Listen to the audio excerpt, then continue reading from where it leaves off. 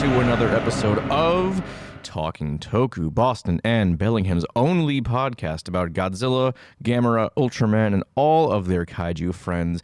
I am your host, David.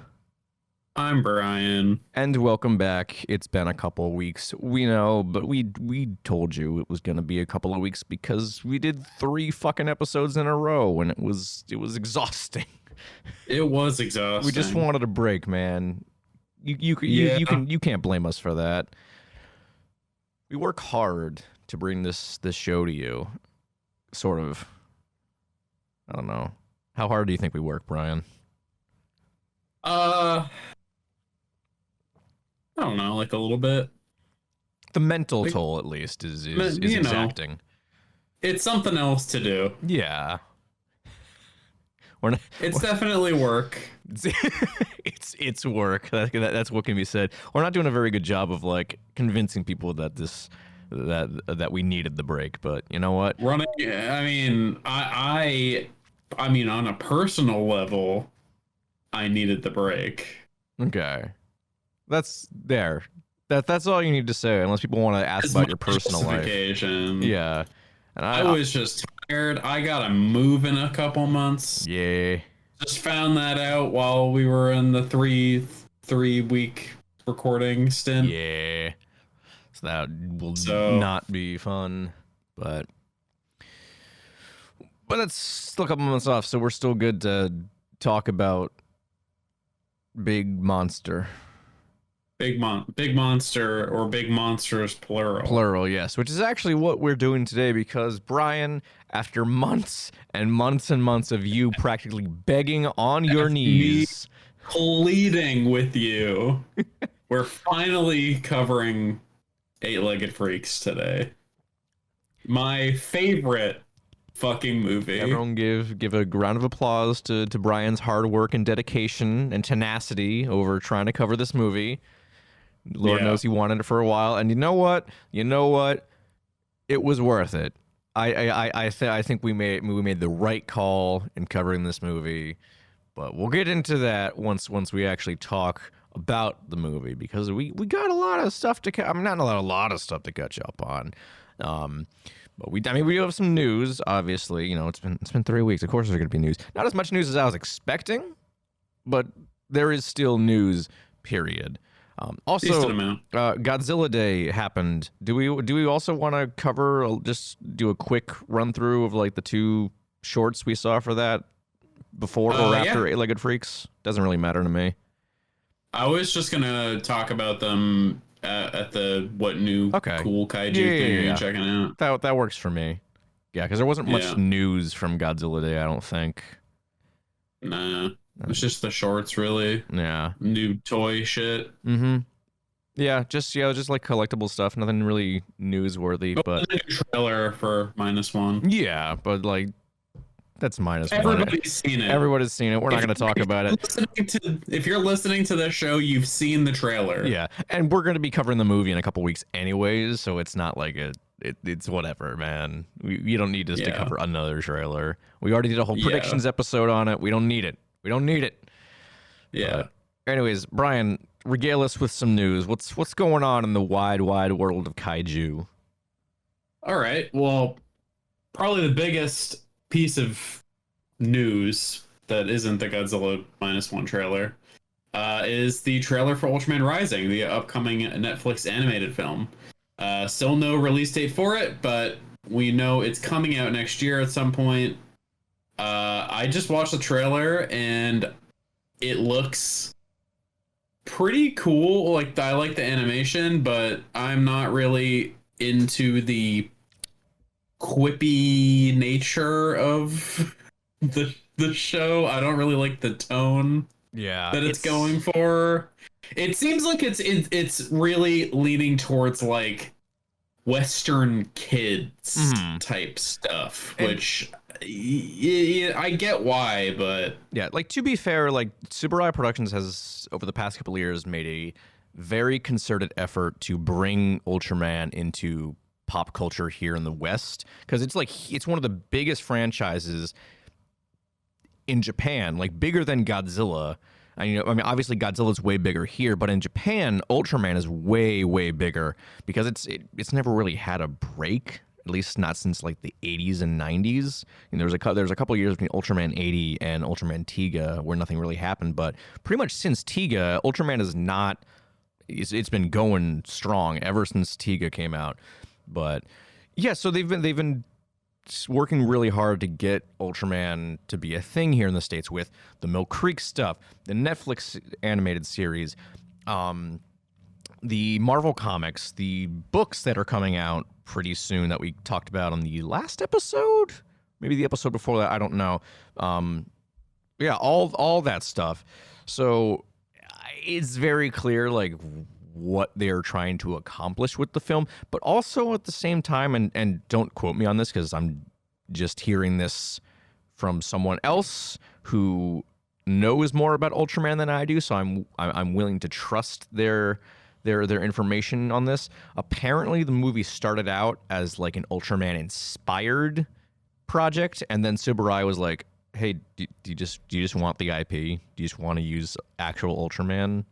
So I can see that. I from can the see trailer. that being the case, yeah, because like Ultraman, I mean, he has talked, but it's mostly in like the spin-off stuff, like the Ultra fight stuff, not anything like main line. And The like Ultraman Netflix, like the other Netflix series, also. That's true. That's like a totally. But that's different though. Yeah, because it's more like Yeah. they're power suits, not like actual alien transformations. So yeah, I know. Again, it's so the way my friend put it when she texted me asking my thoughts on it, Ultraman. This is a really like scathing way to word it, but Ultraman is an iconic Japanese superhero, and they're trying to make him reverse Ant-Man. Yeah. And it hurts. That's actually pretty accurate. It hurts, but it's yeah. Yeah, like you said, they're making him an American superhero because that's what sells, and that's totally fine. If this is what people see for the first time, you know, this is what the first Ultraman thing people see, and this is what gets them to go check out the original series or Tiga or Blazer. If that's, I don't know, Blazer might be wrapped up by the time the movie comes out.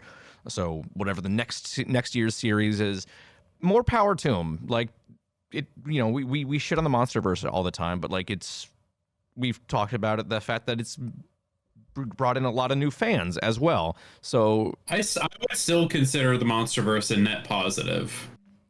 Just because of all the people, that it introduced Godzilla to in a very approachable medium. Exactly. And if that's what Ultraman Rising ends up doing, then fine. Because like at the end of the day, like just like Godzilla, Ultraman is for kids. And we saw this fairly recently on an episode of Ultraman Blazer, Betwixt Morn and Dusk, the episode with Gavadon. Like that was very clearly like, yes, this is still a series for kids, but it's not just for kids.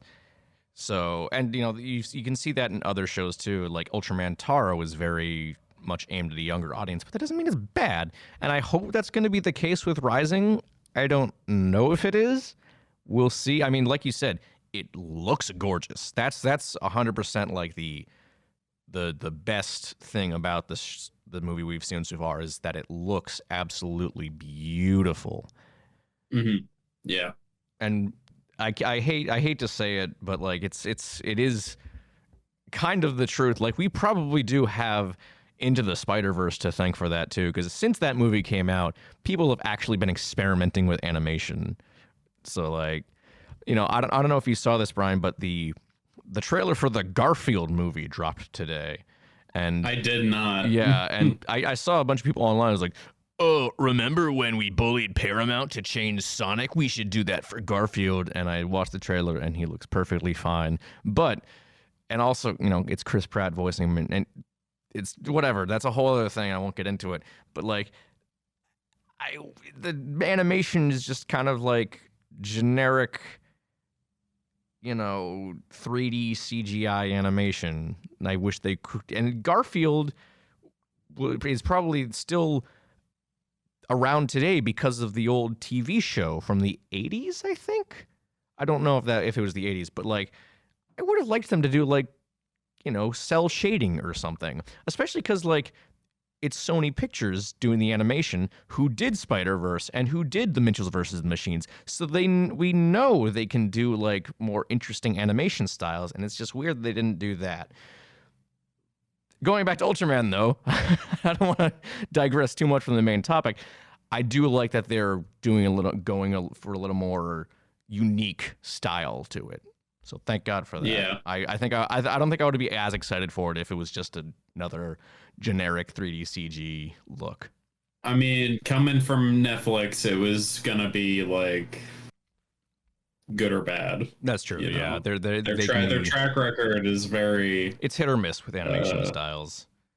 Yeah. And granted, like I doubt Netflix is the one producing it. They're probably just distributing it, I assume. I don't know if that's actually the case, but that's just my assumption. Yeah. Yeah, I hope it's good. I mean, the directors have some decent credits. Shannon Tyndall, it's his directorial debut, but he's worked on stuff. He's worked on stuff like Coraline and Kubo and the Two Strings. Also, The Boss Baby 2, which is, and that's not great, but and then the other one, John Aoshima, I looked him up and I can't remember what he did, but I know he had I think he had like written some episodes of Gravity Falls, which was, yes. Oh no, he directed some episodes of Gravity Falls and also some episodes of the new DuckTales series. So like there's a pretty decent crew behind this film. So like I hope it is good. It's got potential is what I'm saying.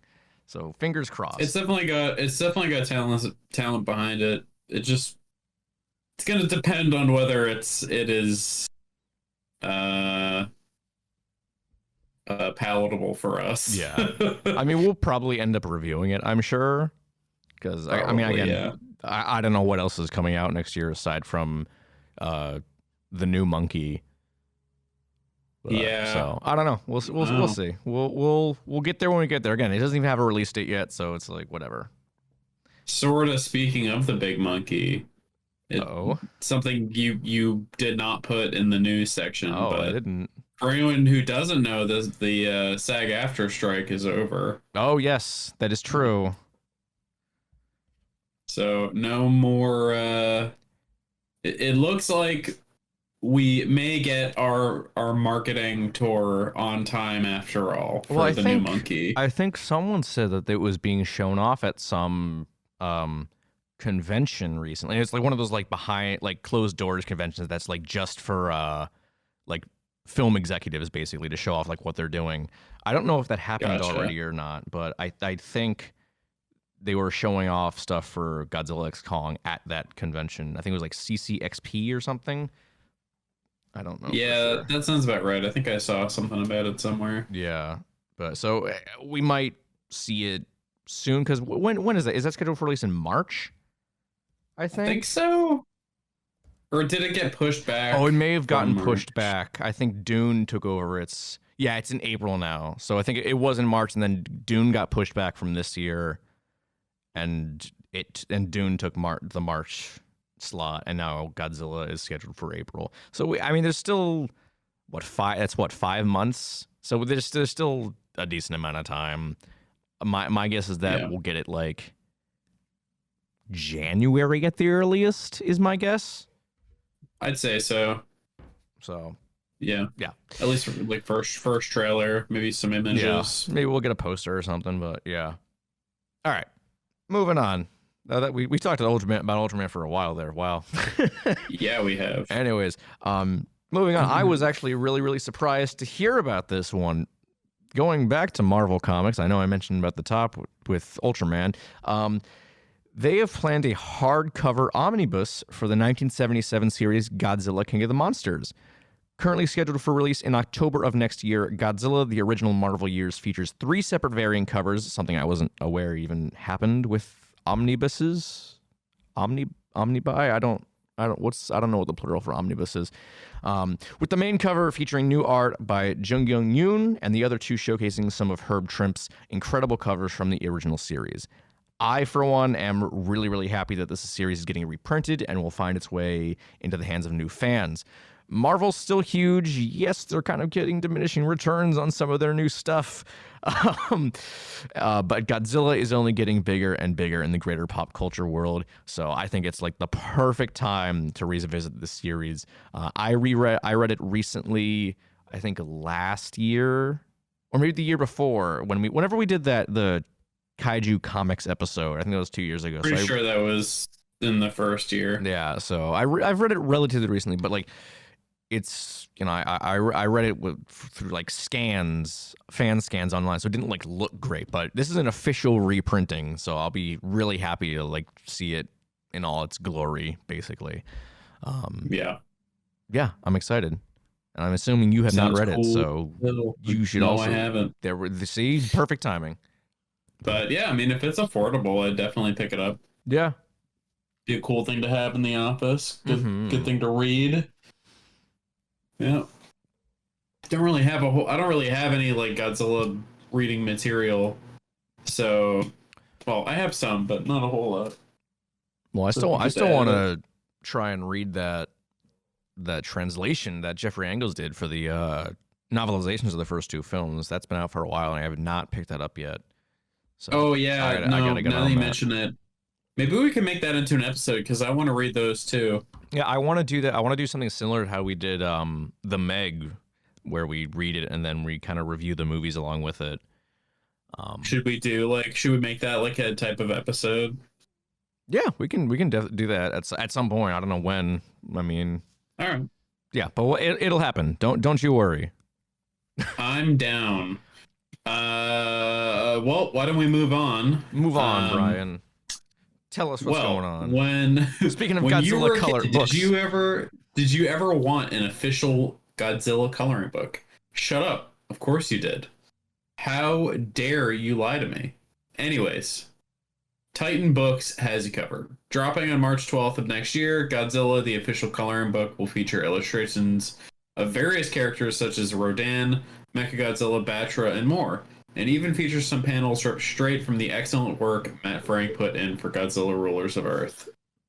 I already am planning on buying this. Same. So I know. So I saw this. I'm pretty sure someone put it in the news for. The friend of the show, Jacob Lingle, put it in our Discord server. Yeah, because Kaiju United did a piece on it. And I looked it up, fucking saw it's gonna be in Barnes and Noble, put the date down in my calendar. There you go. Yeah, I'm excited. I'm gonna get it. I mean, I know adult coloring books are a thing. I've never really, I wouldn't say I've never been into them. I've never like tried it. I've never like I've never had the, the drive to grab an adult coloring book, but like, it's Godzilla, man. I can't not get it. I gotta. It's my brand, literally. But, I mean, I love adult coloring books. I love getting high and just grabbing some markers. That does sound really, really nice. So I think I'm gonna pick this up, get the markers, put on diners, drive-ins, and dives. Okay. And just waste away 4 hours of my life. Classic kaiju media, diners, drive-ins, and dives. Yeah. Guy Fieri, or Guy Fieri. I don't know anyone who says his name correctly. I've been saying it wrong. It's forever. Fieri. I think he has gone on record saying it's Fieri because he's like Italian. So like that's how you're supposed to say it in like with the accent. Yeah, that's fair. So yeah, no, I think we're both fucking psyched about this shit. 100%. Well, Brian, I have to call you out because I don't think the trailer for Ultraman Rising was the biggest piece of news from the past couple of weeks. Yeah, because It's not. I mean, it's not. It's big for us. It's not. In the grand scheme of things, it definitely is. But for this show, not even close. So I didn't even hear about this until yesterday. Apparently, it's actually got announced like 3 days ago now, and it just somehow missed me completely until yesterday. We're getting a new Jurassic World Netflix series, Jurassic World Chaos Theory. So let me set the scene for you. I was at work yesterday. I was on my break, just kind of hanging out in the office, scrolling mindlessly, doom scrolling through social media, and I stumbled across the. I'm like, how did I don't know how I missed this. Let me check out the trailer. And I'm watching, I'm like, okay, this looks kind of neat. It looks kind of like Camp Cretaceous animation, maybe a little bit better. And I started thinking, like, wait a second, it's a Netflix series. And it looks like Camp Cretaceous. I wonder if this is a follow-up. It comes out with the logo. I'm like, oh, okay, whatever. That doesn't really tell me much. And then after the logo comes up, it cuts to another shot of this van driving down. Van stops. Fucking Darius gets out. I jumped out of my seat. Immediately closed out Facebook. Brought up my phone, called you, Brian, in a state of in a fit of elation, and was like, Brian, I have the best news you will hear all day. I saw my phone going off, and I was like, something bad happened, because or again, something really exciting happened. Here's the thing. Brian and I, aside from like Discord and like, doing the show and like playing games with each other, we don't call each other. I think last time we had a phone call was when you first got out of 65, and the time before that was when Akira Takarada passed. Those are the only other 2 times me and Brian have called each other on the phone.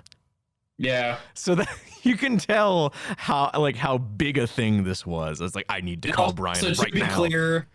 To be clear, it was because 65 was fucking terrible. In case you didn't listen to our review. Yeah, it wasn't because it was like a grand reinvention of the wheel for cinema, but yeah, I was like, we're fucking getting a sequel to Camp Cretaceous. It made my fucking night. It made my night. Made my fucking night.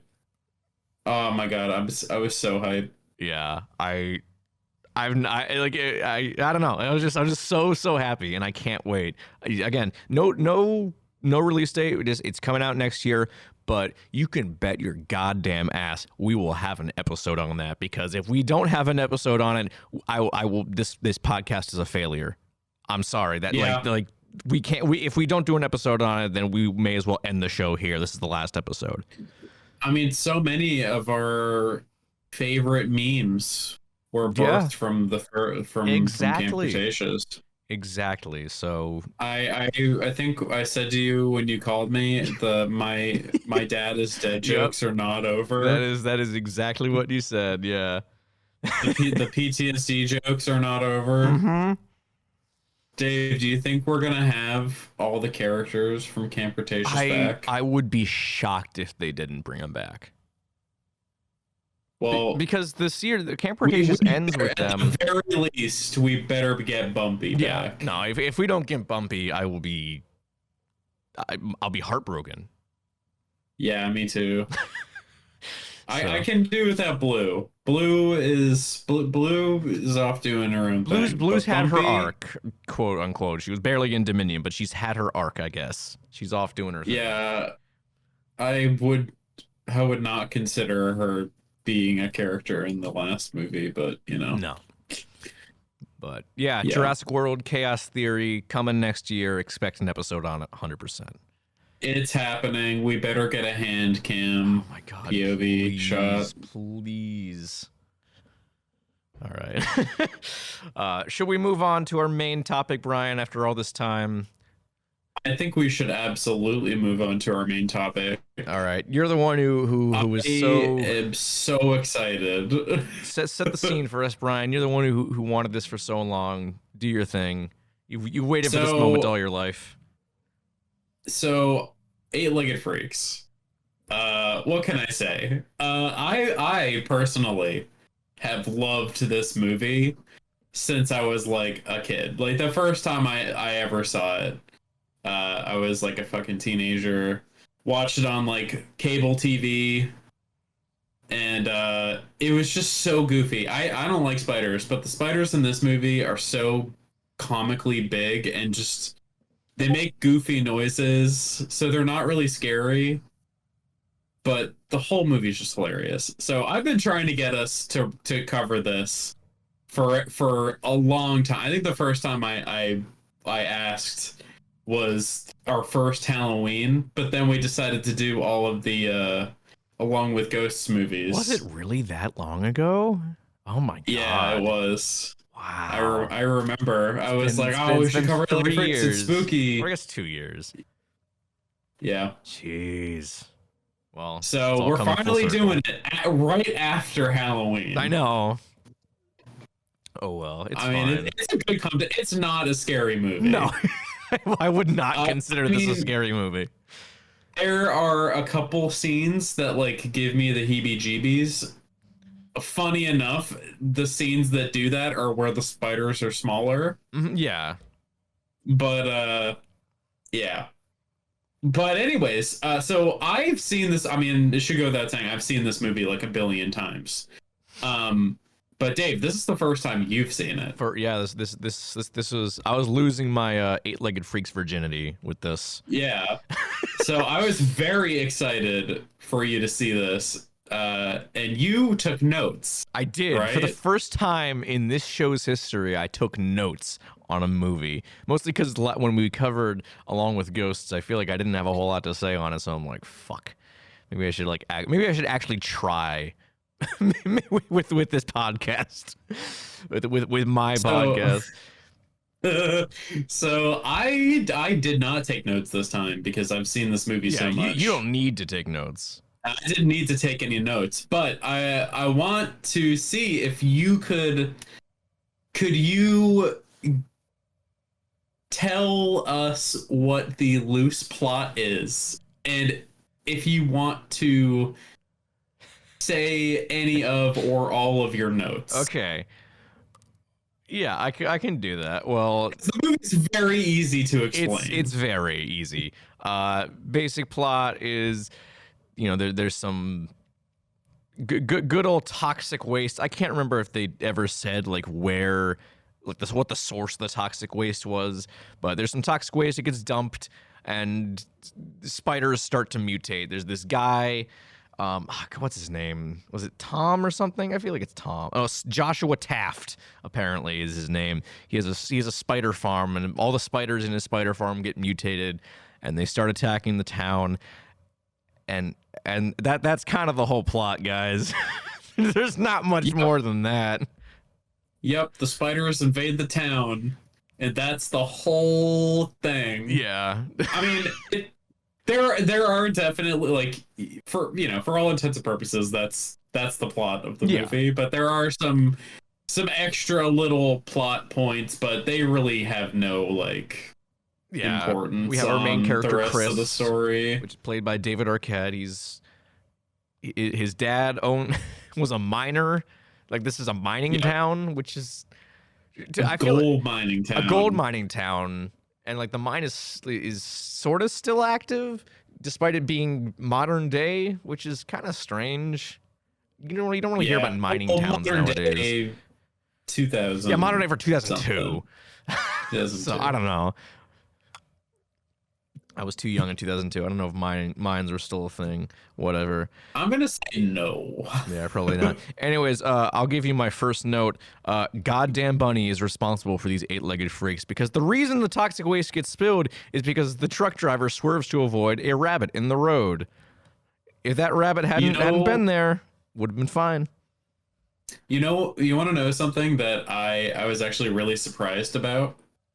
So for the longest time, I remember that scene that the whole truck crashed. But it didn't. It just, like, one barrel fell out of it and landed in the water. And I don't know why I had, like, convinced myself that the whole truck crashed. Well, there's the scene later on where the truck does crash.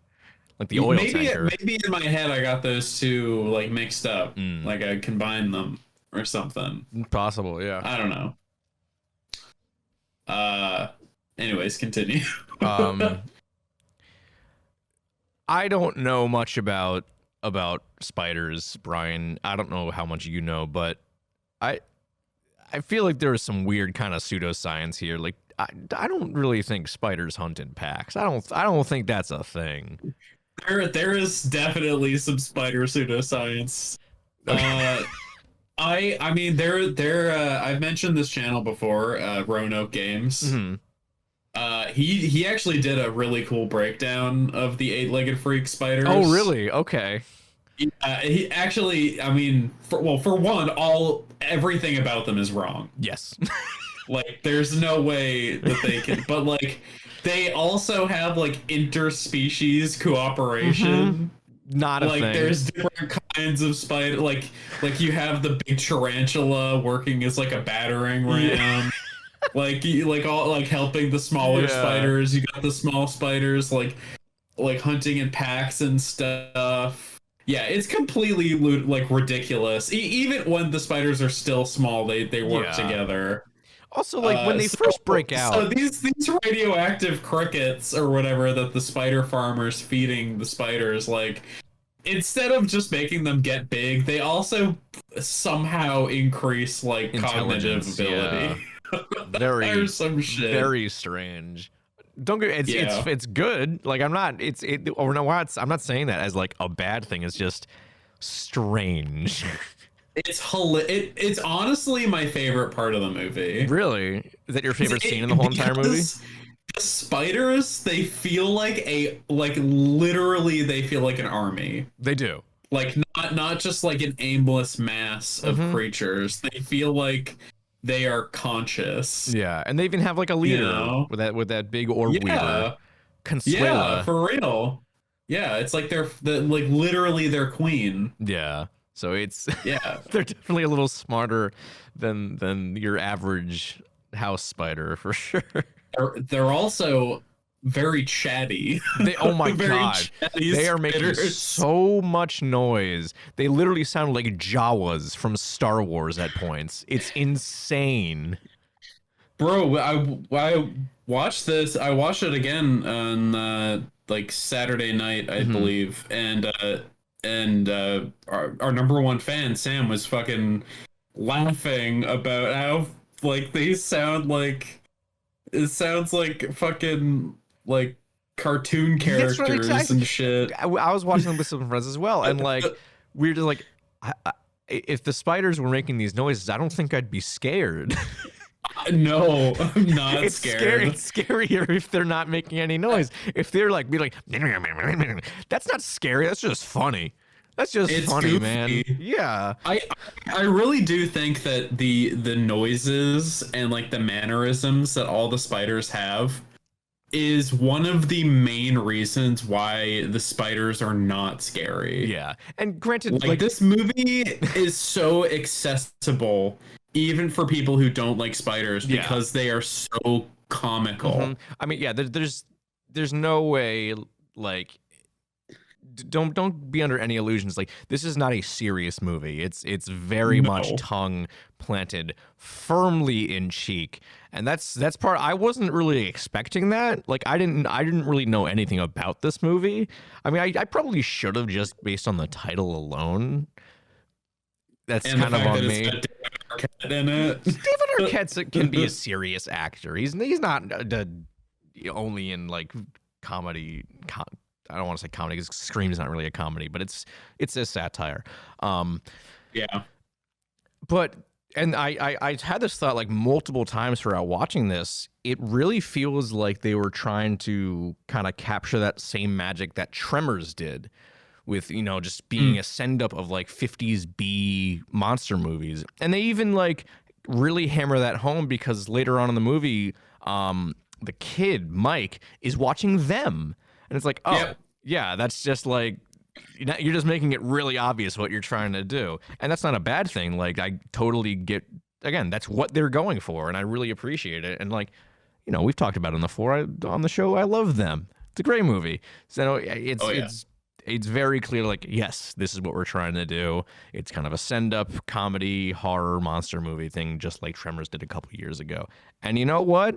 It worked way better than I thought it was going to. Like, I didn't expect this to be like a bad movie, but I definitely didn't expect to enjoy it as much as I did. Yeah. It doesn't do anything crazy, like nothing like that you've never seen before. It is very much. I don't know about that, Brian. What do you mean? Brian, where else can you watch a spider beat a man to death with comical punching sounds? You're right. You're right. Usually we don't get to this segment this early, but that is my favorite scene in the whole entire movie. For anybody who doesn't know what we're talking about, for one, go watch the movie. Two, I'm literally begging you to go watch the movie. But also, there is a scene in the movie. Actually, you know what, Dave? You just watched this. I want you to describe it. So it's sort of near the end of the film. All the townspeople all running to the mall. Yeah, the townspeople are all running to the mall to take shelter, and in the chaos, one of the spiders jumps this dude because they're trying to bring home food for the queen, but rather than whipping him up, it just uses its front legs to just absolutely pummel this man to, I assume, to death, and which would be funny in its own right. But they literally put in like stock punching sound effects while it's happening. Fucking died laughing. I was watching this with two friends. So we all died laughing because it was just so ridiculous. I loved it. Bro. Nothing could have prepared me. Engineer was having a great time of their life. For sure. Oh my god, it's so funny. It's so funny. Truly like there's incredible. A lot of shit like that in this movie too. There is, yes. I think just like funny sound effects, like very well timed, just like jokes. I think my favorite character, Harlan. Harlan is the best character in the movie. Yeah, the radio operator, the conspiracy theorist. Conspiracy theorist guy. That all the cops he's calling the spiders aliens the whole time. Mm-hmm. It's just so good. It's just like that charm of just like it's just so ridiculous. But it's so there's also ridiculous. Like some live action SpongeBob SquarePants shit where the cat runs into the wall and has just a fight to the death with this spider. And when I say live action SpongeBob shit, I mean like imprints of the cat coming out of the wall like in a cartoon. Is what's happening, and there's just all these sound effects, like screaming from the cat, screaming from the spider, just cartoonish sound, like fight sound effects that you would see in like Tom and Jerry. I can't even tell you what I thought because I was just so in shock, but by what I was watching on the screen, because like who made this decision? Because this is not a movie. This is not a decision you would see in like a blockbuster film. No, you wouldn't see that. It was I don't know. No, not at all. It's God. I don't even know like how this movie managed to make it past the board.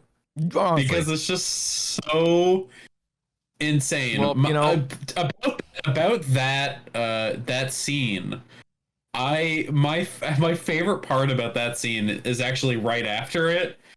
I don't know if you realized it, but the main character lady, the sheriff, was like talking to him on the phone. Yep. Okay, so I will tell you, it escalated so fast. Yes, like, I have my that. Wife left me. Yes, I have that in my notes. Right after that, I have quote: "A spider ate my cat, so my wife left me," and then I put myself 3 question marks because what kind of logic is that? It's literally like my wife left me and took the kids. Took like it's so funny. I love he's probably one of he's probably my second favorite character. That's Deputy Willis. Yeah. He's just a goofball. I don't know if you noticed this, but one of my favorite pieces of trivia about this movie is at the beginning when he's cleaning up the toxic waste, he like touches his head. Yeah. After handling it, and then at the end of the movie, he actually has hair growing back. He does, yeah. Which like a lot of people don't notice, even though it's kind of like a joke that was set up beforehand. Well, he even says he's like, "Oh, look at this! That's all new growth right there." Yeah. So I love that shit. Like just little shit like that. It's so good. Yeah, it's so good. There's a lot in this movie that just should not work, but by the grace of God, it does. I'm telling you, it is the movie's unwavering commitment to just having a very consistent goofy ass tone. Yes, and the needle of goofy does not even move once. No, throughout the whole movie, it's the same thing, and the movie never slows down. It's just constant escalation. It just keeps going up. Demonstrated by my another incredible scene. There's a chase sequence involving kids on dirt bikes being chased by jumping spiders.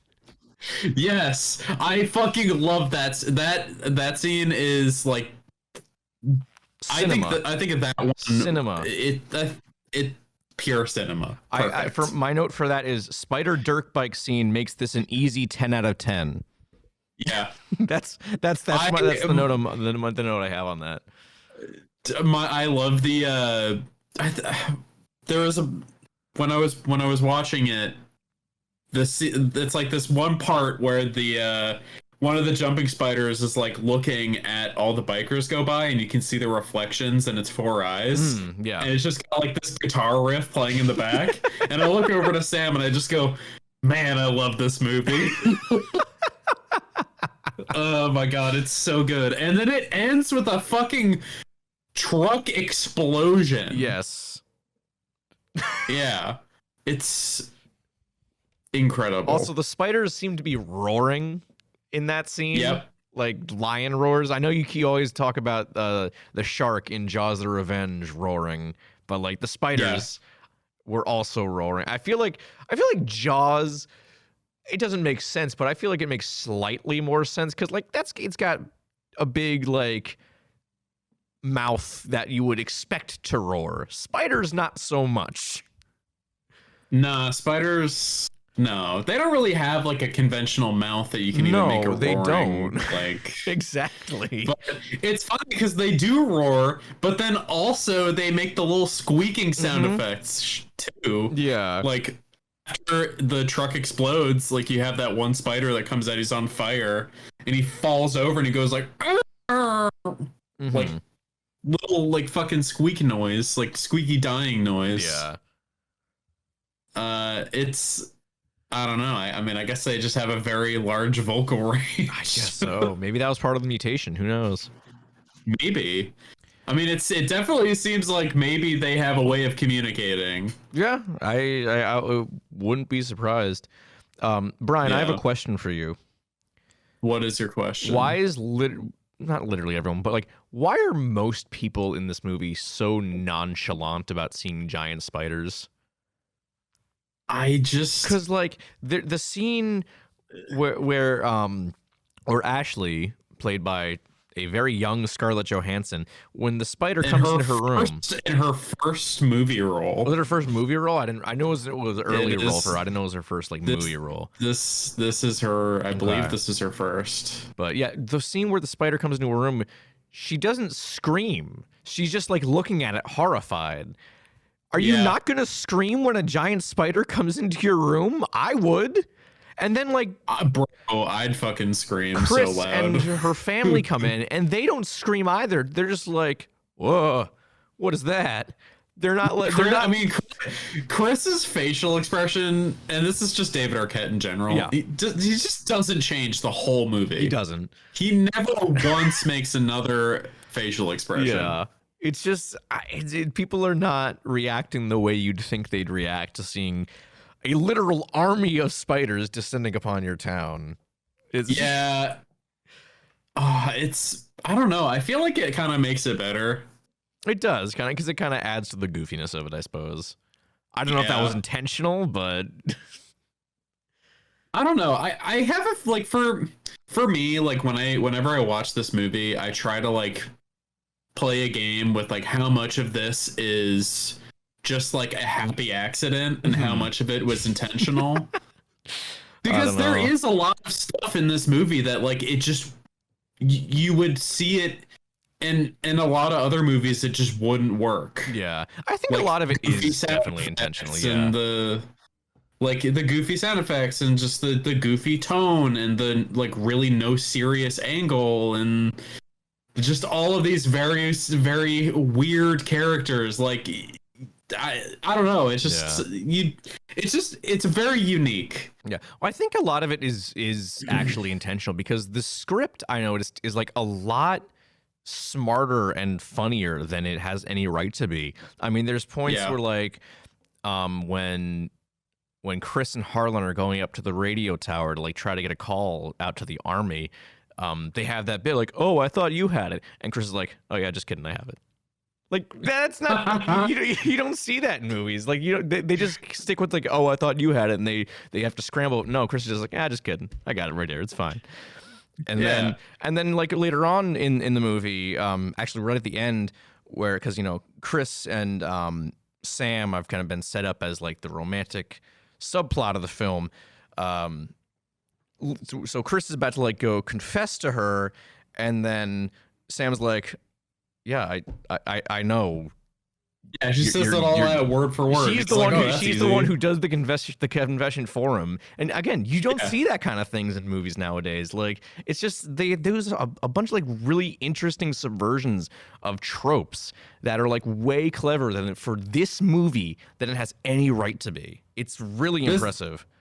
Like I love like what you just said, where it's like this movie was like, you think we're gonna do a romantic subplot, but we're actually gonna have it set up and then immediately solve it so that it takes up no more time in the movie.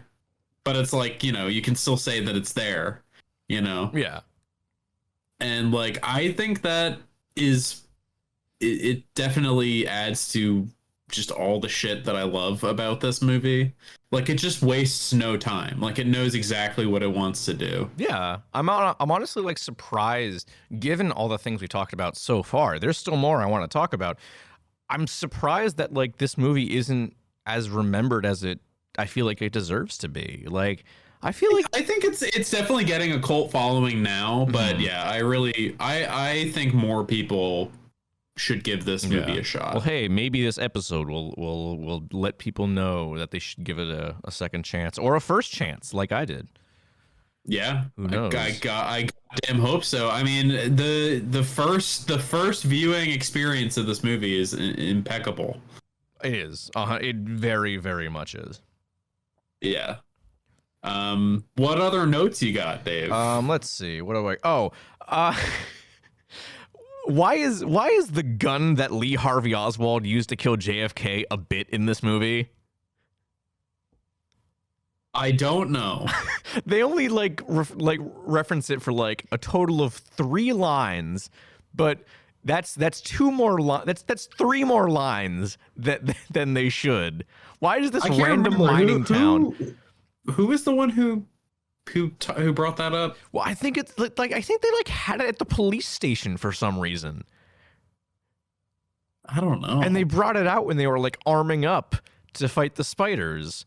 And then Harlan gets and he's like, "Whoa, this is Lee Harvey Oswald's gun." How does he know it's Lee Harvey Oswald's gun?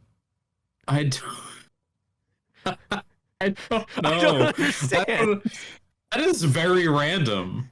And then it's like never brought up again. It's one of those things that I've always just accepted and I never questioned about that line being in there. I'm like, oh, that's funny. I don't get it. It's like it has no impact on the plot whatsoever.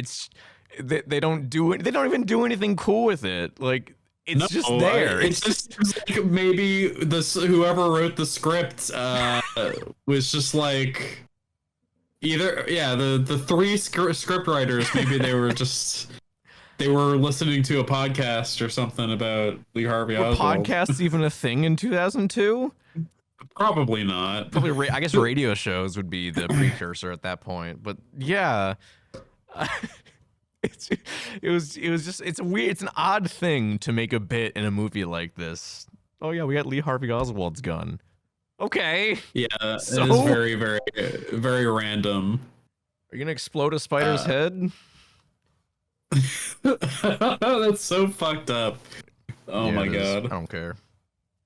That's so fucked up. All right.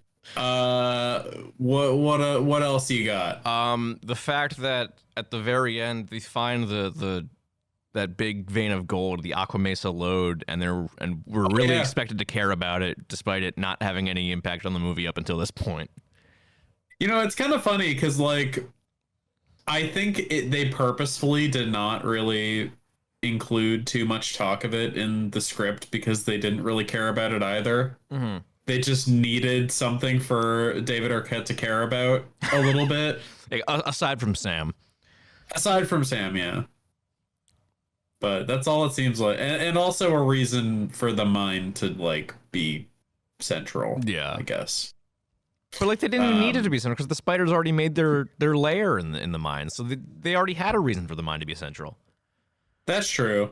I don't know. I mean, it's kind of. I guess it's kind of it. That's probably one of the weak things about the script. Maybe is that it just didn't really do anything with it. Because like, spoiler alert for a movie from 21 years ago, they blow up the mine at the end anyways. They don't even care about it.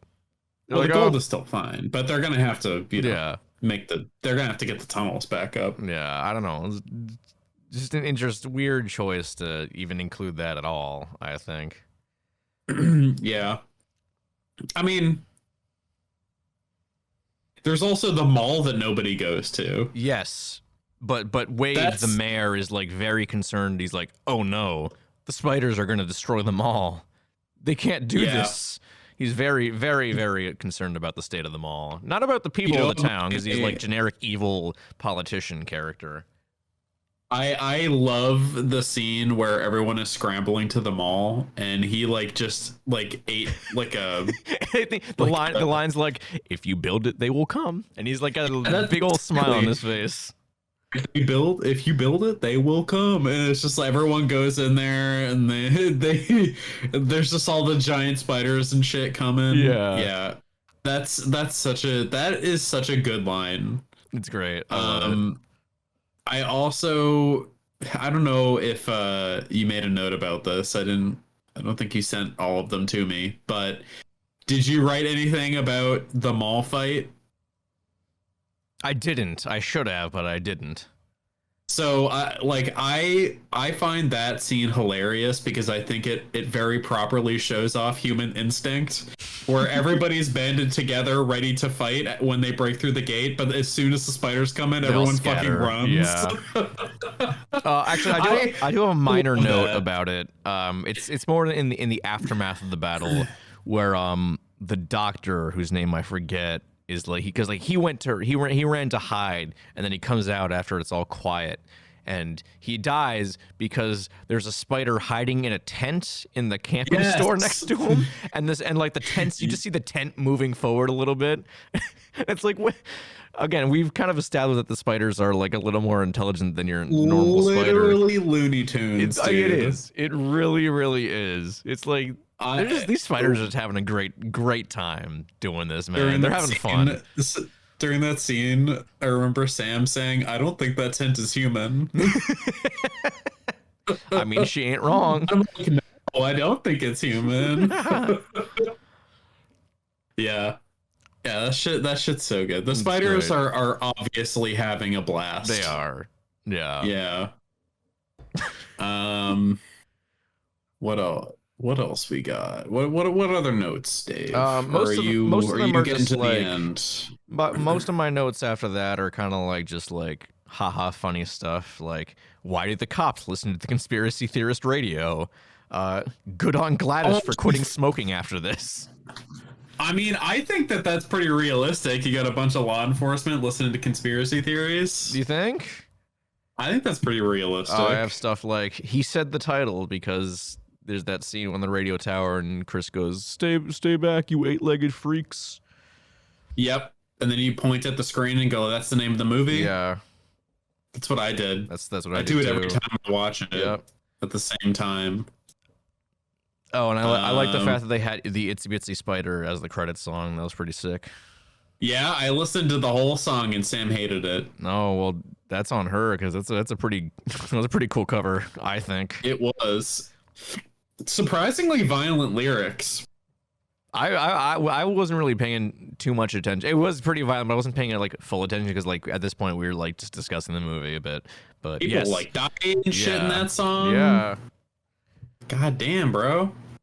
Violent. Well, there is one note I haven't mentioned, and that's what my favorite scene in the whole entire movie is. Yeah, I know you mentioned yours. What is your favorite scene in the whole entire movie? I want to pick one that isn't the undisputed champion. Okay, that's fair. Well, my favorite scene in the whole entire movie, I think, is when they go to Harlan's RV and like the tarantula comes and is just trying to get at them. I think it's just a really well done, tense scene because like the set is like moving, it's like flipping because the tarantula's flipping the RV. It's just really cool, and like you hear the stomping outside because it's such a big ass spider. It was I thought it was like it was just really really cool and really well done. It was like the only like scene in the movie that like felt horror-y, that like felt like a monster movie, you know.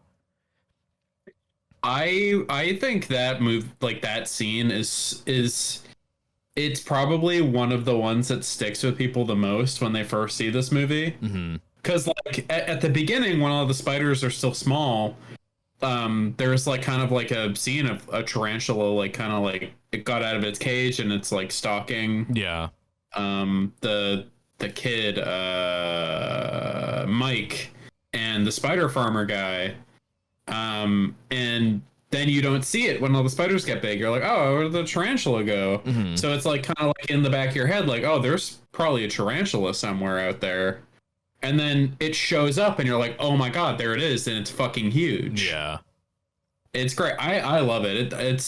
It works as good payoff if you were paying attention at the beginning to like all the kinds of spiders. And it's a very good like kind of like T-Rex-esque scene from Jurassic Park. Yeah. Except with a giant spider. Yeah. And I love all of Harlan's commentary. He's the best character. I love how he is so like just yes about aliens, like he believes wholeheartedly. He keeps going on about those anal probes, man. Like, giant spiders are so unbelievable for him. I know.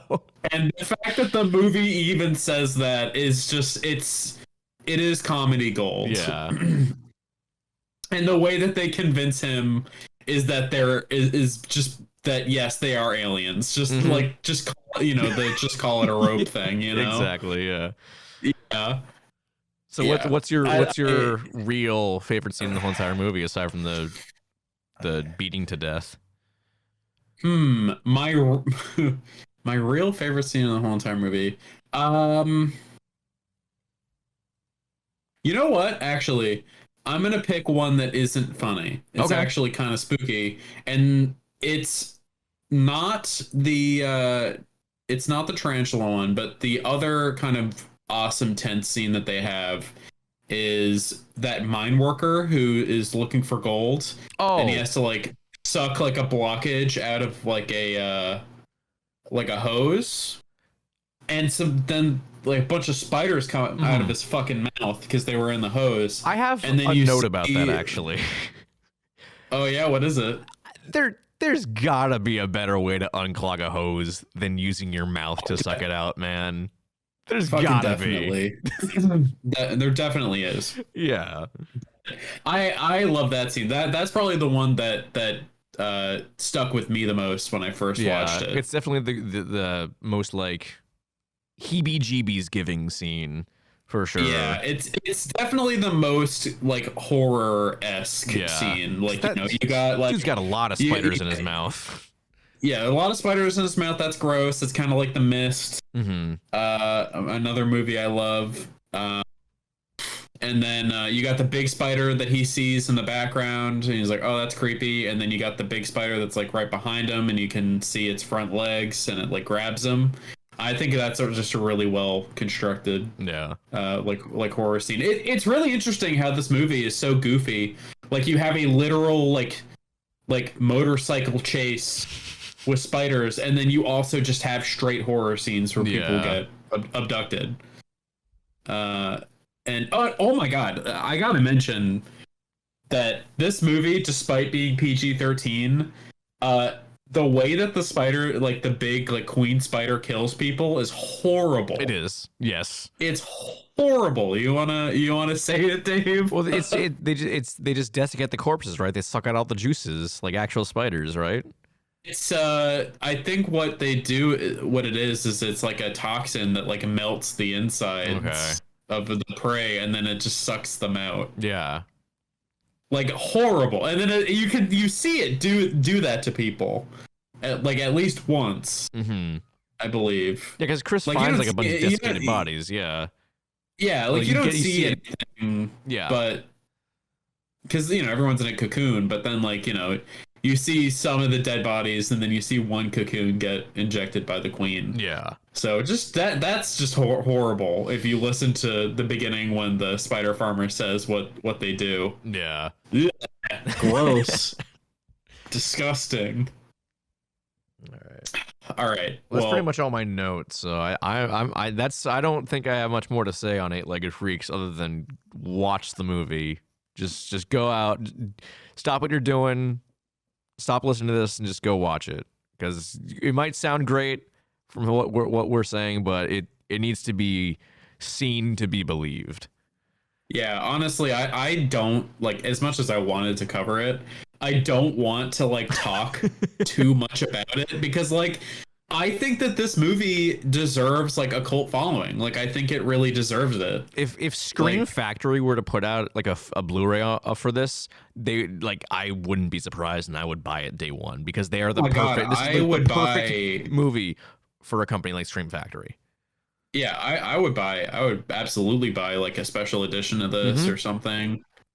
It's such a good movie. And it is a really good party movie. Yeah. Just get together with some friends, get some ciders or whatever, some liquor or weed, and just have a great fucking time. It's such an easy movie to watch, and the great thing is that because it's so goofy, it's even if you don't like spiders, it's not gonna creep you out. Yeah, it's great. Except for maybe a couple scenes, but honestly, you'll forget about it once shit gets hilarious. Yeah. So Dave, what out of 5 would you give this? Well, Brian, let me look at my Letterboxd, and I'll tell you what I gave it out of 5. Oh yeah, and say what you put down about it too. Oh, I can do that. I gave it a 3.5 out of 5. And I'll read my little review. I had a lot more fun with this than I expected to. Eight-Legged Freaks feels a lot like what you'd get if you combined arachnophobia and Tremors into one batshit ridiculous movie. And while it really sounds like something that should not work in its execution, it's done surprisingly well. Enjoyable characters, a surprisingly smart script, and some absolutely insane set pieces. The dirt bike chase should make this a 5-star review all on its own. Make for one hell of a creature feature that absolutely deserves more love than it's currently getting, i.e. none at all. Yep.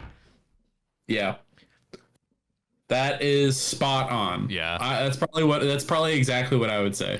And it's telling because it's probably good too. Yeah, it's telling that a lot of my reviews on Letterboxd have been kind of relegated to 1 or 2 lines, but that one was much more in depth than most of them. My review for Killers of the Flower Moon, the new Martin Scorsese movie, was a total of 3 sentences.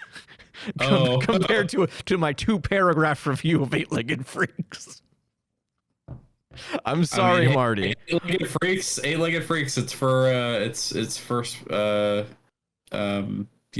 Listen, Marty. I know you're on Letterboxd now. You should watch Eight-Legged Freaks and post a review on it. I want to know what you think. Yeah. I have seen a couple YouTube channels like movie reviewers put up videos about Eight-Legged Freaks. and like talking about how it's kind of like a gem, you know, like a diamond in the rough, Yeah. from a bygone era, but not it like it's definitely not as much as like, you know, your other cult classics like Tremors, like in the last 10 years has really picked up a lot of like a huge following. Yeah. Oh, Event Horizon is another one that's got a big Yes. cult following. So you got all these movies that like get these big cult followings after, like way after they come out, and you know I'm hoping that that happens to Eight-Legged Freaks eventually, because I think that this movie is just good. Period. Yes, I agree. Like I don't think it has any strings attached to it. So it's just a good time. But yeah, so I think that concludes our review for Yes. Eight-Legged Freaks. Go watch it. Unfortunately, you have to rent it or buy it. It's not streaming It's anywhere, not which on sucks. anything. But you know what? It was $3 well spent, I think. And did you say you bought it, Brian? I did not buy it. Oh, okay. I wanted to, but I don't know. But hey, if you know what, let's harass Scream Factory All right. into Let's a do physical it. release for it. We'll get it started. We'll Talking Toku will be the one to take that first step. Yeah. We'll make it I happen. will personally DM Scream Factory on Instagram and plead for an Eight-Legged Freaks release by Brand them. new 4K scan from the original print. Oh my god, I'm kind of scared of a 4K scan. I don't think some of the effects are going to hold up. Probably not. I mean, I think friend of the show, Jacob, has talked about the 4K scan for Dawn of the Dead, how like the effects don't look all that great in 4K because they weren't really meant to be seen in 4K. Yeah, I typically want to watch something at the resolution it was released in for the most part. Like I actually bought the like I rented the standard edition. Oh, really? The standard resolution for Eight-Legged Freaks because I was afraid of it looking bad. Yeah. And it worked out fine, but I still watched it on a 4K TV, so it did look a little bit. I'm sure. Yeah. You know, interesting at some points. So yeah, Scream Factory, please, I'm begging you, please. Get it done, Scream Factory. I will give you balls in your court. Yeah, free marketing. We'll give it to you. All right. Well, I'll show your stuff. I feel like we already show Scream Factory. We love them so much. We really do. I mean, we if we took a tally, I think Scream Factory and like Arrow and I forgot the last one would probably be like top in news stories that we've covered. Yeah, honestly. Yeah. All right, shall we move on to our next segment? I think we should. Our what new cool kaiju thing we're checking out. So what new cool kaiju? So we'll take this opportunity to talk about some of the Godzilla Day stuff, namely the Jet Jaguar short and the Godzilla vs. Megalon short from Gemstone. Yeah. Do you have any preference as to what we talk about first? Let's talk about the good one first. Okay. Which would be the Godzilla vs. Megalon short, which I haven't rewatched because I heard they put subtitles in it, and I haven't rewatched it since. But I don't think the story is really all that important for that short. It's mostly there for the spectacle. Yeah, I haven't rewatched it with the subtitles. Yeah. So I don't know. But I really like it. Cool. Megalon is cool as hell. Megalon is incredible in that movie. They kind of made him like actually intimidating. Yeah, they made him look pretty spooky. I love his like wings. Yeah. I love how he's kind of like he kind of has like the posture of like a swordsman, like a samurai kind of. Yeah. Yeah. Like, that's the kind of vibe I got from him. Awesome job with like the face and the mouth. I love how it opens up when he roars, and it's yeah. I like how they made his napalm bombs like not perfect spheres, but they're like spears now that like stab into him and then they explode. Like that's really cool. Yeah, I thought that was sick. He like shot them right out of his mouth. Yeah, that was cool. Godzilla, like the fight was, I don't know. I mean, the thing with the short is like I feel like the fights like they're never gonna be exactly what I want because you can't really have like the ups and downs of a fight in a 10-minute short. But I think this is I think this is the best short Gemstone's done. And granted, like the first short was a minute long, and then Gigan Rex was I don't even know how long. I don't even remember. Was that like I think was that even 10 minutes? I thought Gigan Rex was like 8 minutes. Yeah, but I think this is the longest one they've done. So they're getting longer and longer, I feel. So it's just gonna get better? Question mark. Especially if they do versus Gigan Rex is 6 minutes long. Oh wow, that's shorter than I thought. Actually, damn. Yeah. But yeah, I mean, I like it. I like the 10 minutes was a good length. Yeah, I think. Yeah, I mean, it's obvious that they put a lot of effort into it. Like the effects work is really, really good. it is. Also, you know what? Like, I just want to throw a little bit of praise in there because a lot of media doesn't really like to do this, but for a lot of the newer like the stuff stuff in Gamera Rebirth, and then a lot of like the stuff in the Godzilla versus Megalon short, like they have pretty accurate military equipment. Oh yeah, like shockingly accurate. Like they had in the Godzilla versus Megalon short, they had I don't remember the name of them, but they're basically like kind of like tanks, but they're like APCs with just like 105 guns on the top, and they're basically for like quick reaction heavy weaponry, which is exactly what a defense force would use. They wouldn't use like regular tanks. They would use something with road wheels. So it's just been very accurate. It's surprising to me. I don't know. It's kind of went off on a tangent, but I appreciate the hell out of that. This is why I keep you around, Brian. You're the more knowledgeable one than I. Yeah, all the military history and shit. That's what I bring to the table. I like. You want to talk about the bad one? Oh no. I still want to talk about a little couple things. I liked that they kind of updated the tail slide from the original movie. Oh yeah. You know what? I didn't even notice that was in the short until like my second watch. It's pretty subtle. It's really fast. It's fast. Yeah, it's like he kind of does what Shin Godzilla does, in that he like vents all the radiation from his spines instead, and like uses that as like a boost, and he just kind of like launches his whole body forward. And I thought that was just like a really clever way to kind of make it more, quote, realistic in a way. I mean, it makes it definitely a little bit less goofy. Yeah, because this is a more serious version of Godzilla versus Megalon. But like, if you're talking about Godzilla versus Megalon, you can't not have the drop kick, because they're so intrinsically tied together. Like that's one of those things that's like, it's a meme that's gone beyond the Godzilla fandom. Like, I would be shocked if there was anyone who wasn't aware of just that particular scene in pop culture. Yeah, you know? I mean, that's probably the most GIF reaction. 100%. Like of any Godzilla thing. Yeah. Yeah. Everyone's seen that. So you kind of related to the tail thing, or the drop kick. I kind of like how he uses more energy pulses than just straight atomic breath. I like how he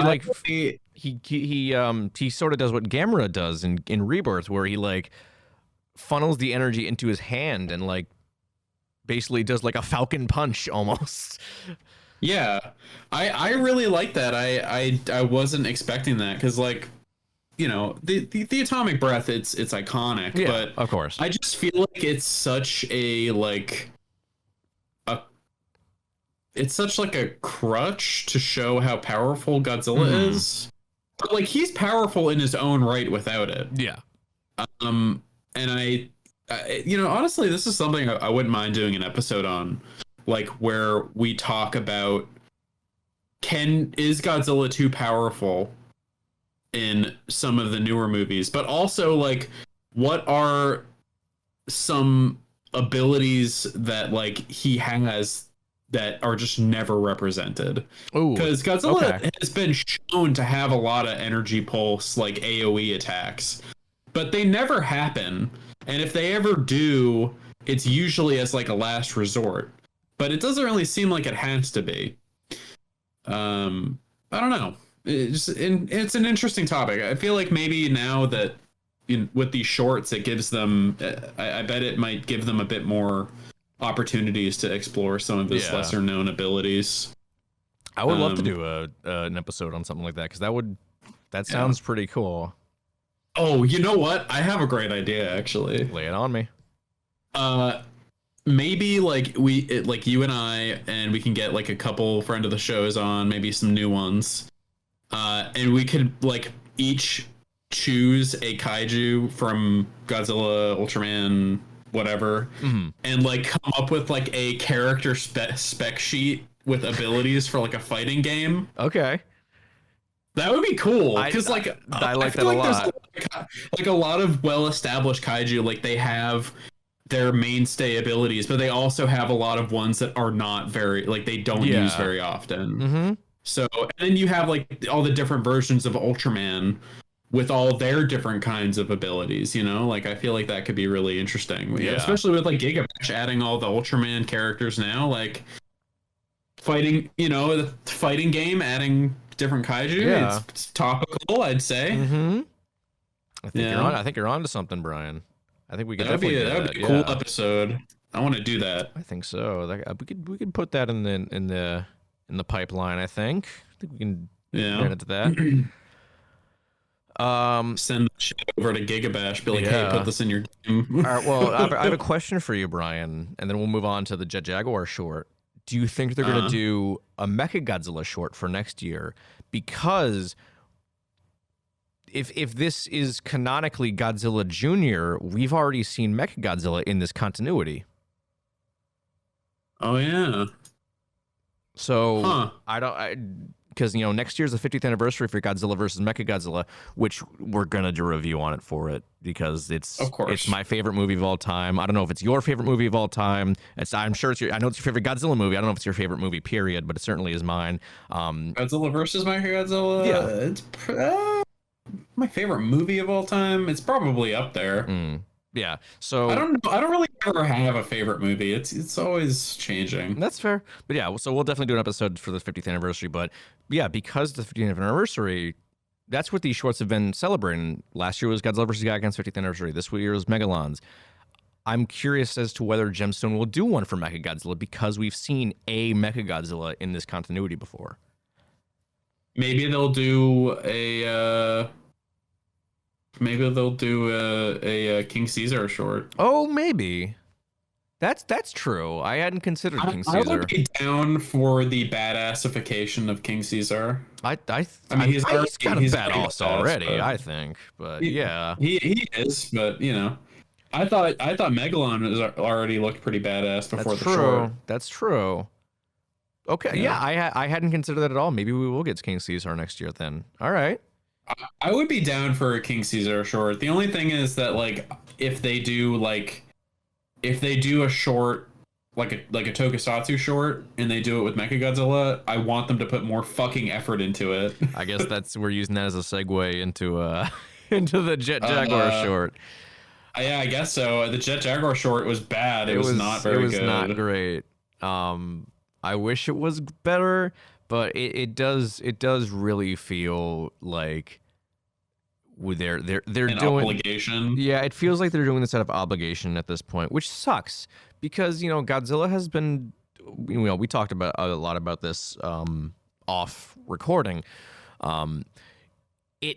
Godzilla was brought to life through practical effects through tokusatsu for 50 years, and now it just seems like Toho is being like, okay, but that's not what we want to do anymore. We don't really care about it anymore. And it feels especially mean-spirited because they're not leaving the shorts up for people to watch. You can't I think the Hedera short might still be available somewhere. I don't know for sure. I don't think it is, but I know the Gigan one definitely isn't, and Jet Jaguar isn't either, which sucks because it just feels like they're kind of brushing all that history kind of under the rug. Like it's like who cares? Who cares? Everyone wants to see CG.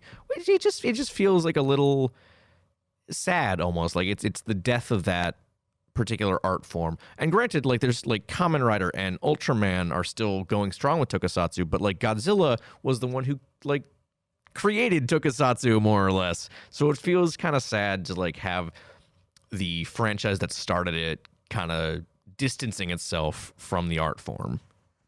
Yeah. I do. I mean, we did talk about this, and I think like I have kind of come to it's the relatively disappointing conclusion that like if Toho may have decided that steering away from Tokusatsu would be better for business. Mm-hmm. And like as much as that is disappointing to see, I've kind of come to terms with it. Yeah. Like if that is how they plan on bringing more people from more places into the fandom to generate interest, it again, like stuff with CG is more easily consumed. Yeah. Like it's just more accessible to more people. They have to do less mental gymnastics to immerse themselves in it. And like for you and I, like we're just used to Tokusatsu and we're comfortable with it and we like it.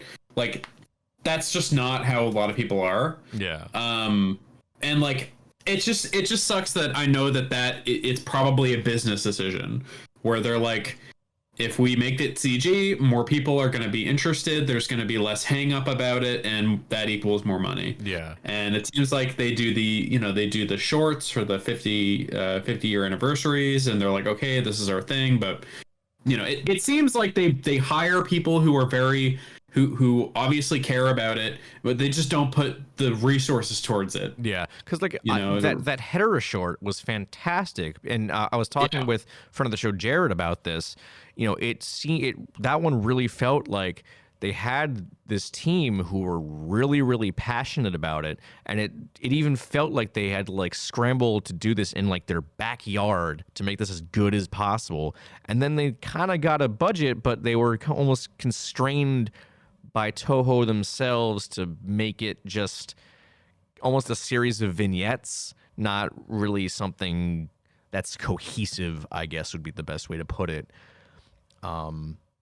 Yeah, it just feels like they're leaving a lot of potential on the table. Like they could do something really good with this, but it's just kind of fallen by the wayside. And don't get me wrong, like the Gigan suit looked great. The Jet Jaguar suit looked great, but everything else is just kind of whatever. Like the Godzilla suit they're using, the Godzilla Final War suit, that suit's almost 20 years old. It's looking rough. And then spoiler alert, it's looking mighty rubbery. Yeah, like how in Godzilla versus Gigan, Godzilla's suit is it's noticeably falling apart. That's what the Final War suit looks like in this. And then don't even get me started on King Ghidorah at the end of this short. That one's even older than 20 years. That King Ghidorah is old enough to drink now because that movie came out in 2001. That one's really looking rough, and I know they just refurbished it to show up in that commercial, and I guess this one also too. I don't know if it was just for the commercial or they brought it out specifically for this and they lent it out to the people making the commercial. I don't know, but yeah, he's seen better days for sure. Yeah, I mean, I already didn't like that suit, but I've come around on the 01 Ghidorah. Yeah, I don't know. I don't know. I still don't really like it, but like it literally the neck is exposed cardboard spray painted gold. Like it is so unbelievably bad. I can't, but like if that is what I had, I would have just left King Ghidorah out of the short. Honestly, yeah, I would have rather just have it be Godzilla and Jet Jaguar. Because like the Godzilla suit like already looked pretty bad. Mm-hmm. And I was like, okay, like it looks bad, but if this is, I can still get behind this. And then they showed King Ghidorah and it just felt insulting. Mm-hmm. So yeah, it really felt like yeah, we'll do it, but only because we would never hear the end of it if we did. Exactly. Yeah. And I don't that just feels very mean-spirited. Like, I know at the end of the day Toho is a business and their goal is to make money. It's the same with like Disney. Like, Disney doesn't really give a shit about anyone or anything. It's just I am IP still and surprised. Money. I'm still surprised that people think Disney cares. Yeah. There are people that I talk to and they wholeheartedly believe that Disney is like a family company that has like moral values. And I'm like, they don't. I mean, I'm fingers crossed for future Godzilla films utilizing tokusatsu, because again, Ultraman Blazer has been knocking it out of the park with their tokusatsu scenes. It's incredible. It's been knocking it out of the park in all the other aspects as well, but the tokusatsu stuff has been very, very excellent. So like it's not that like there aren't people who care about the art form still. That's not the case at all. So I don't know. We'll see. I really do think it's just a business decision. Because I'm willing to bet that, Toho hires a director someday to direct the next Godzilla film, and there could very possibly be a situation in the future where there is a director that wants to use tokusatsu and suitmation, and they either leave the project or whatever because Toho won't let them. Like, I guarantee you that may happen. That is a possibility in the future. It's disappointing, but that's where the money comes from. And if they decide that it's not lucrative, then it's not. But also, you could have the opposite thing happen, where you have a director that comes along that really wants to do suitmation, and you probably agree with me. Godzilla, I think part of his identity is always going to be tokusatsu and suitmation. 100%. And Toho, maybe someday they come around to that, and they're like, all right, we'll do another movie with suitmation. I could see either one happening, because also we have to remember that Toho is a Japanese company, and big companies in Japan are not the same as big companies here. They all have the same end goal, but I mean, they definitely, they have better worker, like they don't. Yeah. They have their own set of problems, but it's just a different type of. Right. They have different standards and stuff. So I don't know. We'll see. But I think, unfortunately, we're gonna have to get used to the CG. Well, you want to move on to the individual stuff? I saw Godzilla 2000 because they were doing the Fathom events. That was neat. I didn't see it. Was it a good? It was fun. I had a good time seeing that on the big screen for the first time, because I missed it when it was in theaters back in the year 2000.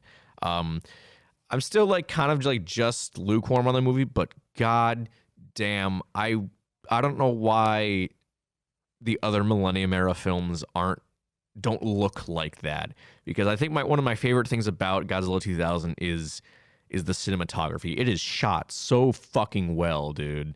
It's incredible how just good that film looks, and I'm really sad that it didn't translate to the other movies, because it's got such a good vibe. Yeah. Literally what I was gonna say. It's got a very good vibe. It's a vibe thing, man. All good vibes. Yeah. It's just one of those intangibles about some of the movies. Like, you're just like, I just like it. I like how it looks. I mean, don't get me wrong. Like, I still love most of the rest of the Millennium era films. Not so much Mechagear. That's the only one I'm like kind of on. But they don't have that. They have their own vibe, but Godzilla 2000 feels like it's almost a black sheep because it doesn't really feel. It feels more like something from the Heisei era. We were actually talking about this on the Kaiju United Discord earlier. It feels more like a Heisei era than the Millennium era, which makes sense because Takao Okawara also directed 3 of the Heisei era films, and G2K was the only Millennium era one he did. But like, it doesn't really fit with that one either. It's kind of its own thing almost, despite kicking off the Millennium era. It doesn't have the same feel as the other films of that era. And I don't know. I'm not like disappointed that the other movies don't look like that, but like, I wish we'd gotten more that looked like that, if that makes sense. No, I get that completely. Yeah. But that was my main thought about Godzilla 2000. It's still an okay movie. It was the Japanese version, so it was like even more. Really? It was even more only okay. Yeah. That's surprising. I thought that they would have just shown the English. Yeah, I wish they would have, because like it's been a while since I've watched the Japanese version. I don't think I've watched it since like I first got the Blu-ray for it, and that cut of the film is a masterclass as to why sound effects and music are important to a film, because there's way too many scenes where it's just dead silent. And it's like, dude, I never watched the Japanese version of Godzilla 2000. I actually learned recently that Takao Okawara actually prefers the American version. He's the one who made the damn movie. Hey, you know what? That's pretty based. It is. I appreciate that. So at least it's good. A base take. I'm reading another book by a friend of the show, Jeremy Robinson.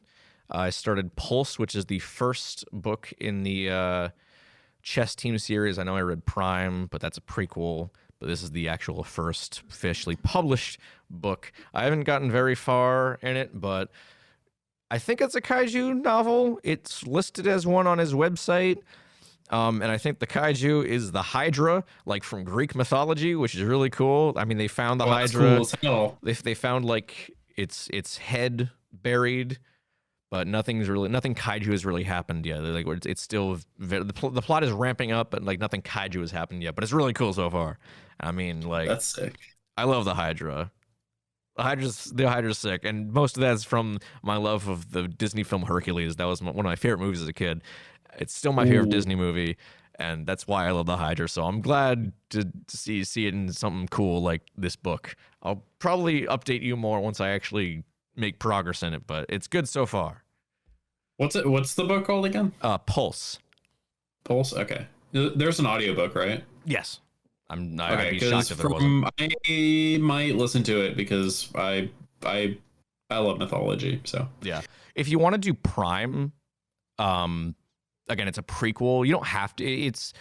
I've seen people say it's the rest of the series is a little more satisfying if you read Prime first, but you don't have to. And I really loved Prime. Prime was the one I told you to read like way back when, because it was like, wow, this is really, really good. It's not kaiju, but it's like kind of a horror action thriller kind of thing. But that's up to you. I think I'll probably listen to that. If there's an audiobook, I definitely I got plenty of time to listen to audiobooks. All right, but that's pretty much all I got, I think. Oh, I finished Ultraman season 3 finally. Oh, nice. I think we should do an episode on that, honestly. I think we should. It might be tough for me because I watched it so sporadically, but we can also just do like a mini review of it. Yeah, on like a future episode. Not for this episode because we're already past the hour and a half point. I don't want to make this too much longer. But yeah, it was good. I'm gonna leave it at that in case we do an episode or mini review on it in the future. But it was good. I enjoyed it. Yeah. For me, I don't really have a whole lot. I mean, I haven't listened to it yet, but I can finally mention the Please Stop Talking podcast. Oh, yeah. And have it actually make sense and connect. So for anyone who doesn't know, my other favorite podcast is a podcast called Please Stop Talking. It's got a bunch of very funny dudes in it. but they have another kind of sub podcast with some of the same members where they talk about horror movies. And I have literally never heard any of the members talk about kaiju stuff ever. I've heard them talk about cryptids, but that's about it. But they just did a episode of Pondering Spooky Tapes on Gorgo. So I guess I gotta watch Gorgo now because I want to listen to it. Did you end up buying that 4K? I did. Okay, I did. I have it. Good. So I'm gonna watch it within the next few days. It's got the Pondering Spooky Tapes episode. It's got one of my favorite YouTubers, Mandalore Gaming, and Brandaniel. Brandaniel is a very funny YouTuber. He makes fucking unhinged ass videos. One of which is rating all the cryptids on how likely I am to beat them up and win. Okay. Great episode. If you haven't listened to it, Dave, I like that. That you sounds should. Good. All right. Yeah. So yeah, I'm very genuinely surprised that they covered that. Yeah, but and I wouldn't even consider Gorgo like a horror movie either. No. Well, they stretch the definition of horror quite a lot. I mean, Lord knows we stretch the definition of tokusatsu and kaiju here all the time, so like whatever. Yeah, like it's fine. I can't knock them for it. No. Yeah, so if you guys like funny people, go listen to Please Stop Talking. They are a very good podcast. They're very funny. Dave, you'd probably like them too. Okay. Keep that in mind. Yeah. And I think that's about it for me. I haven't really been doing anything. All right. Yeah, I don't know. I've been busy. Busy as in like lazy with and doing other things. But yeah. Okay. All right. Well, we'll move on to our next and final segment where I just talk about what's going on in Kaiju United. And honestly, this is going to sound mean. It's kind of boring there because most of the stuff they talked about are stuff we already talked about here on the show. Yeah. Donnie Winter, friend of the show, did a poem to celebrate Godzilla's 69th anniversary. But they also did coverage on the Ultraman Rising trailer we talked about. Monarch Legacy of Monsters had a... Ooh, that's coming out in like 4 days. Yeah. No, it's next week. The 17th. That's the 17th. That's 4 days. Is it? Oh, it is the 13th. Oh, God. I don't know why I thought it was last week. This week. I don't know. Shut up. No, it's I know, this Friday. No, I know. I'm stupid. I'm tired. I thought it was I thought we were in last week for some reason. I'm not really sure why. But yes, Monarch Legacy of Monsters is premiering this Friday. Friday, right? Yeah. So by the time this episode is out, Monarch Legacy of Monsters will have premiered, so keep an eye out for that. I'm sure we'll do an episode on that. Oh yeah. They did but KU did a coverage on the Godzilla Marvel Comics collection and about the Godzilla official coloring book. So all stuff we've already covered, but Jacob's doing a good job on keeping up with the news. And I've also kind of been using the website to gather news for this show. So thank you for that as well, Jacob. You're saving my ass on this. Such a legend. I know. All right, but I think that's gonna be it for Talking Toku. Back to long ones. I know. I don't know what we're gonna do next time. We'll figure it out. Yeah, we got time. We got we got some stuff. Yeah, we got stuff to talk about. We'll figure it out. We got time. Yep. Go follow us on Facebook, Twitter, Instagram, YouTube, but not Twitter actually because I haven't touched it in a while. Because fuck Twitter. Twitter sucks. YouTube will actually should be updated pretty soon. I got HD video versions of all the episodes, or not all the episodes, but most of the episodes. So keep an eye out on the YouTube to like the show. The backlog should be going up very, very soon. If I actually remember to upload them, fingers crossed I do. I'll set a reminder or something. Maybe I'll do that tomorrow before I come in to edit this episode. We'll see. do that. Join the Kaiju United Facebook page and Discord server. Check out their website. Don't forget to join our Discord server, which is just Talking Toku. Still need to put up a post about it, but I will.